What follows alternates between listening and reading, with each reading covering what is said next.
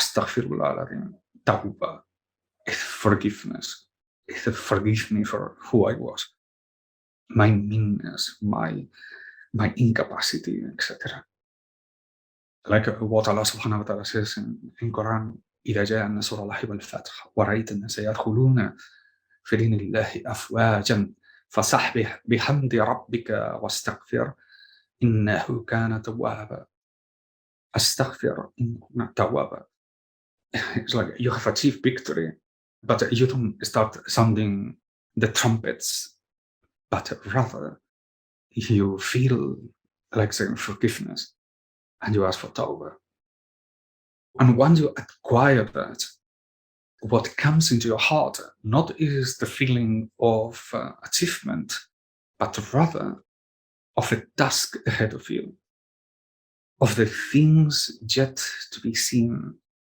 It moves you forward into the path for, even though this has been a great achievement, you realize, you see that the path ahead of you is much larger than everything that you have walked so far. And that's the mystery of the affair. The mystery is that there is more and more and more and more and more. And that there is almost an unlimited path in which our guidance among us is Rasul Sallallahu Alaihi Wasallam.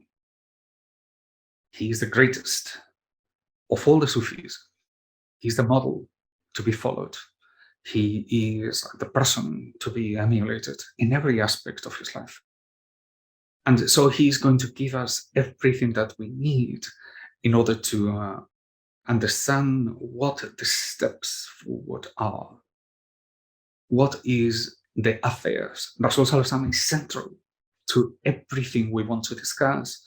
For everything that he did, which is the Sunnah, is going to now be illuminated with not only the things that he did with the hands, but the state of his heart. What the Sufi highlights is not only the things that he did, which are essential without any question. This is him showing us how to behave. But Sufism will enter, apart from all that, into the state of his heart. So Sufi will be somebody who says, I want to have the heart. I want to emulate the heart of Rasulullah. Not only, it's not instead of. Don't make such mistake. You can't reach the state of the heart of Rasulullah without acting like him.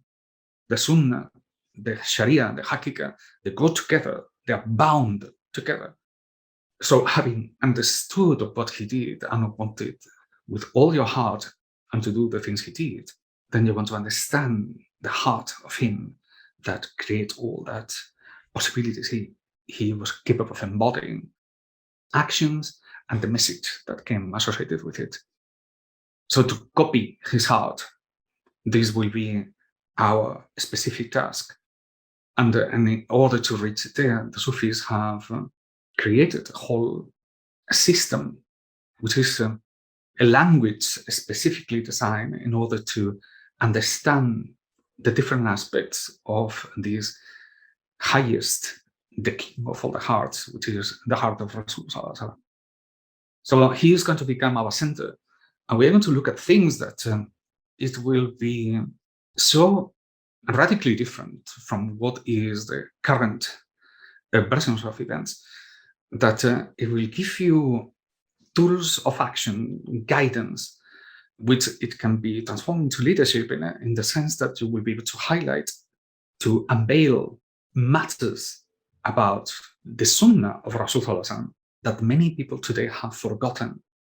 And that gives you a task, both in the inward, which is that endless emulation of the heart of Rasulullah, and in the outward is the emulation of the things that Rasulullah did, on account of the things that have become forgotten, I would say almost invisible, not because they are hidden in the dust and they are not known, but they have become unreachable to the action of people.